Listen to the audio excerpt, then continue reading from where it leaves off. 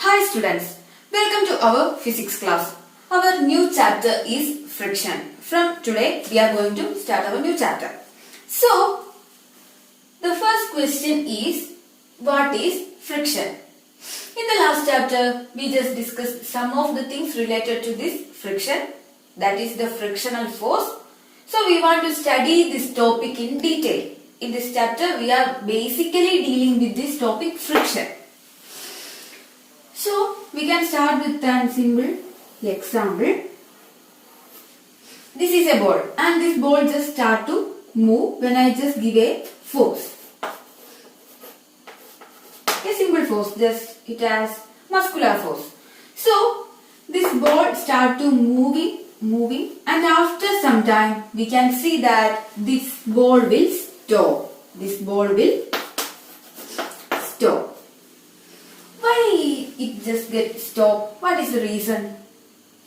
There is a reason for that. And also another example that we are considering, when we are just walking through the road and we just step on a banana peel.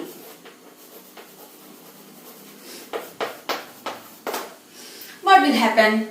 We just get slip. And what is the reason why we are just getting slip when we are stepping on the banana peel? It is also have a reason. And also we are considering another example. In a floor, I am just pouring some oil and water and just try to walk. The floor is very smooth and it is a granite floor. So what will happen? In this case also we just start slip. So for all these different cases we just explain here. And what are the reasons for this? You can explain the reason after we study this chapter. So we can start our chapter.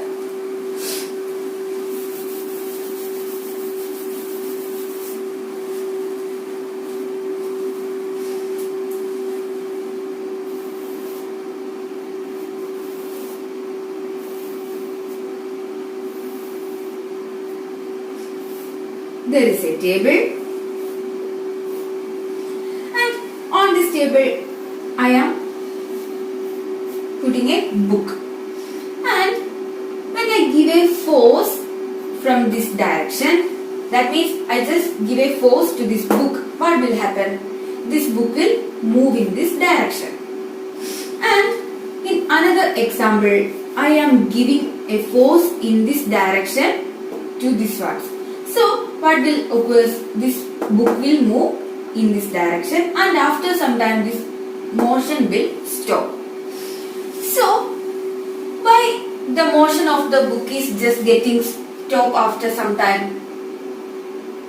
That is because actually there is a force is acting, that the force is just opposing the motion of the force. That means that this is the book and when I am just giving a force in this direction, that is the applied force.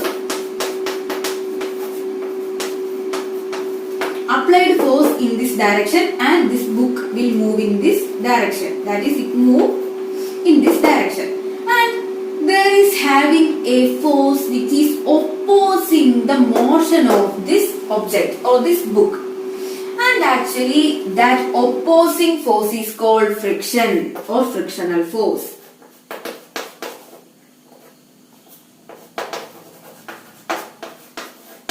Frictional force, or simply you can say it as friction. So in this case the book is moving to this direction, so the frictional force is acting in this direction. And in another case, when I am giving applied force in this direction, this book will move in this direction. Then what is the direction of the frictional force? The frictional force will act in this direction, which means that the frictional force will act to the opposite to the direction of motion. That means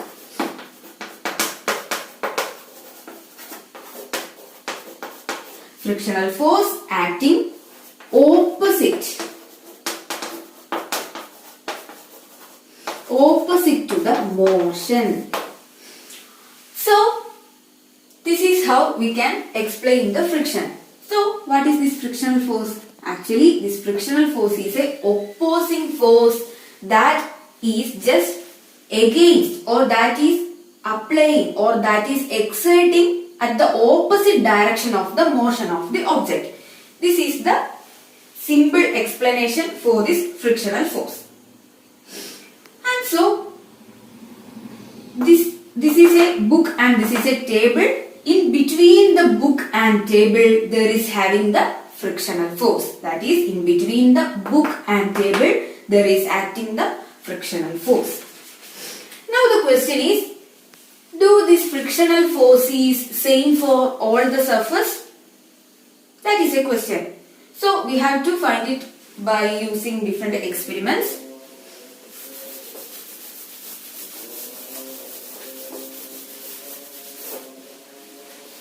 Before that, we just want to introduce one of the device called spring balance.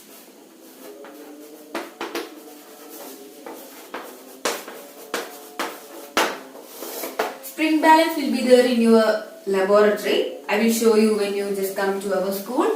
Now you just want to observe the diagram in your textbook, that is the spring balance. So the spring balance is a device which is used to measure the force acting on the object. Measure the force acting on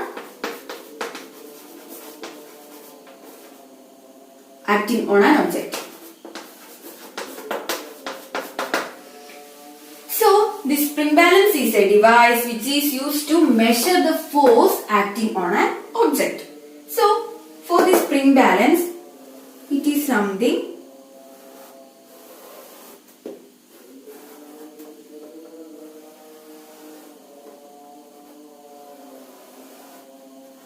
like this, and here it have a hanging bar, and it is having some of the notations here. That means we can see some of the notations on the scale. Likewise, for this device it is having some of the notations on this, and inside that it is having a pointer. For this spring balance it is having a pointer, and with the pointer there is having a spring. There is having a spring. And when we just look from outside, we don't see the spring very clear. It is inside this device. And after that, here we have a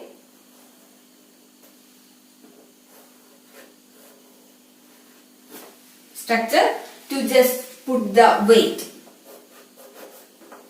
When I just hang a weight on this, what will happen? This spring is called coiled spring.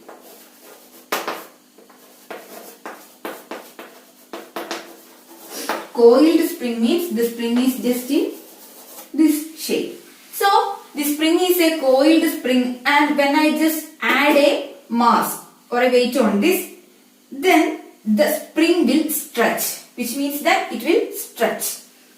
So this is about the spring balance. So what is this spring balance? Spring balance is a device which is used to measure the force acting on an object. That means it is a small device which is used to measure the force acting on the object, which means that we are just hanging a mass here, which means that we can measure how much force is there acting on this object. So I just explained it here because we want to use this spring balance in the next experiment.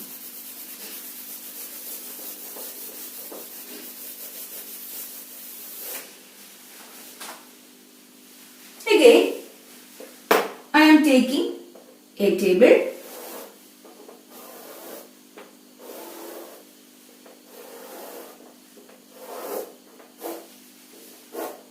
and arranging here as a brick and tie a thread, and then I am just connecting the spring balance here. And I just want to move this brick. This is a brick. And I want to move this by pulling this spring balance. So we can see certain value in this spring spring balance. So this is the experiment. In the first case, I just do that. I pull this brick in the normal surface of our table. That is the first case. I am pulling on the normal surface of the table. Normal surface.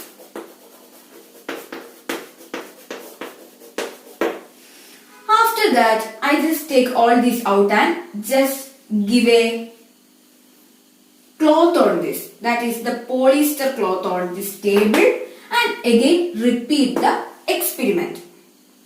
That is the second case. I just put a polyester cloth which is having no wrinkles, and I am pulling this there, and again I get a value on this spring balance. After that, in the third case, I just put a jute. A jute is just put on this table, and again pull this from here. And my question is, do all the time is we want to give the same force to pull this brick? No. For the surfaces which is smooth, it is very easy to pull, and for the surfaces which is rough, it is very difficult to pull. So actually this is an experiment here just gave because to demonstrate the friction that is exerting between this brick and the table at the first case. In the second case, between the brick and the polyester. In the third case, the brick and the jute. So you just want to understand from this experiment that for the rough surface,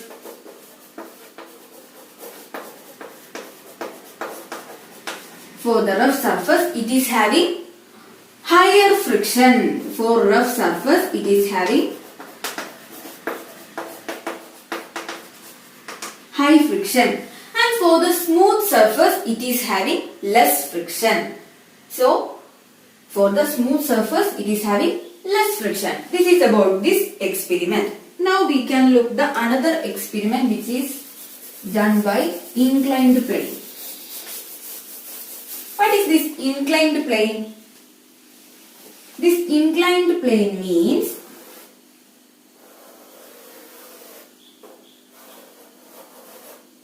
the plane having slope. The plane having slope.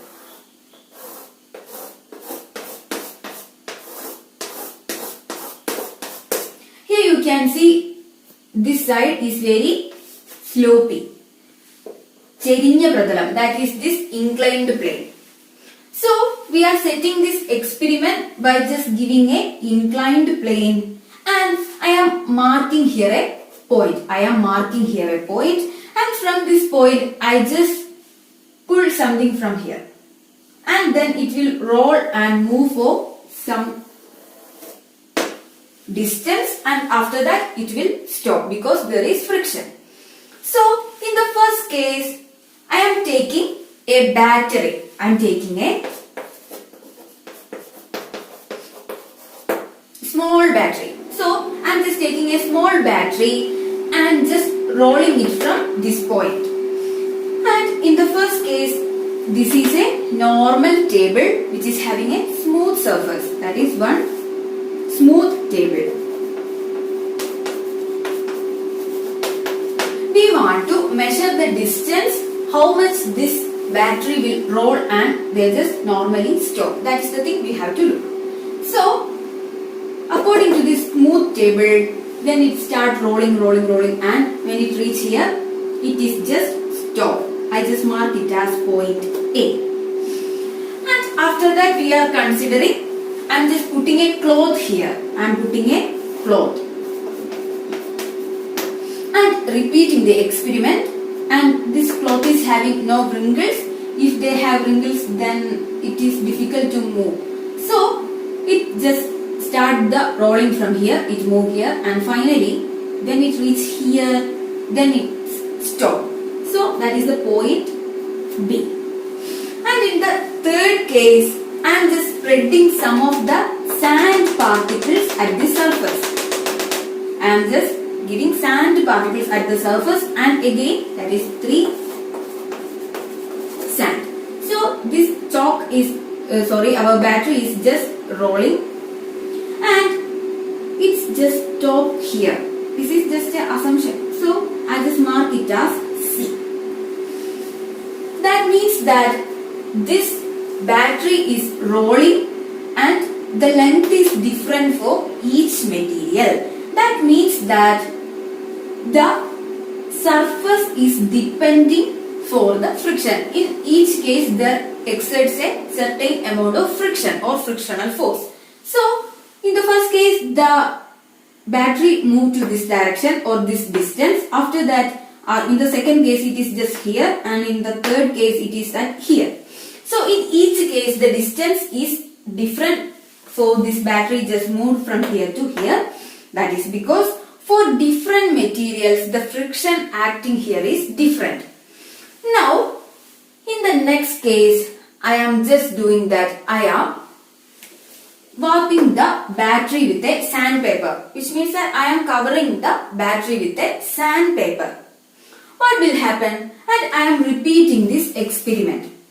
When you repeat the experiment, you can see that all this distance will be decreased. All the distance will be decreased. The reason is that the friction depends on both the surface and the object. That means the friction depends on both surface. Surface means the surface and the object.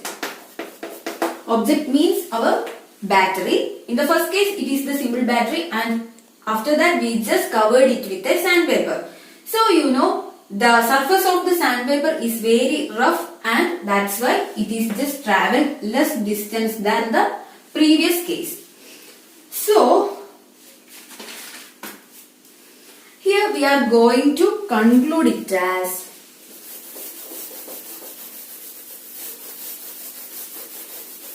for the both surface, for the table and the battery, it is having the importance in the friction, which means that why actually this friction is exerting.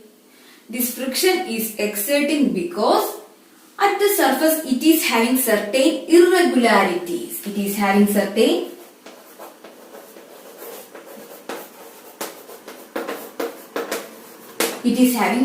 irregularities, which means that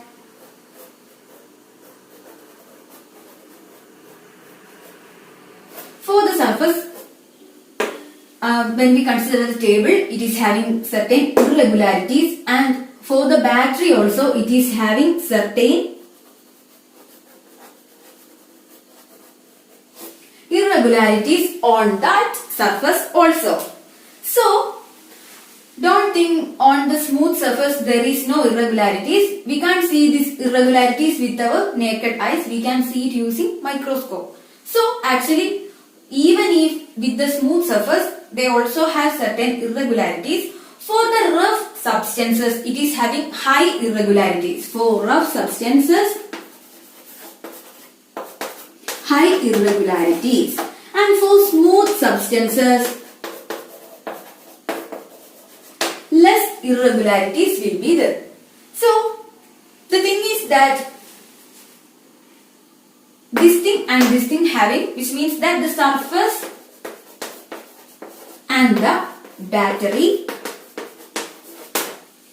having irregularities. So when they are just trying to move or they are just trying to slide, what happens? These irregularities get interlocked. These irregularities get interlocked. They get interlocked. And so they are getting interlocked each other when they are moving. That is, when they are moving, these irregularities get interlocked, and that's why they act frictional force. That's why they act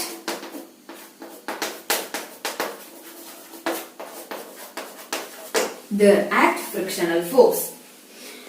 So even if with the smooth surface there is having less irregularities, and we can observe it using the microscope. So this is all about the think how this friction is acting on certain surface. Now we want to define the term friction. How we can define the term friction?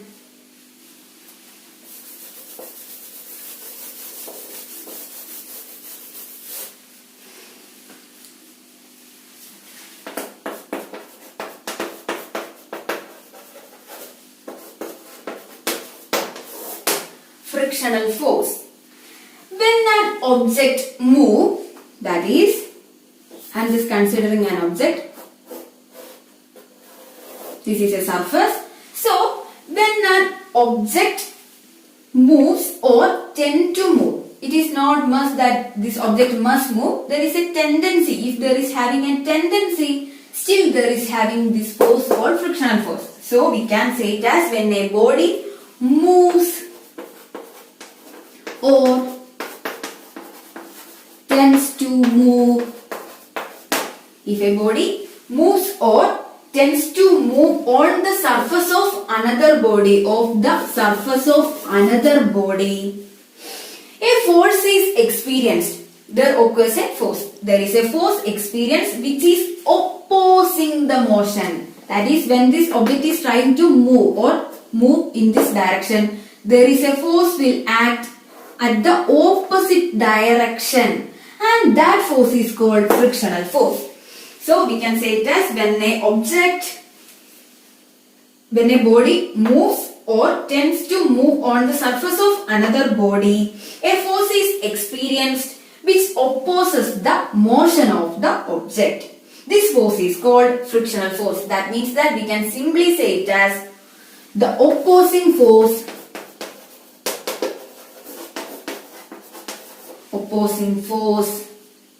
act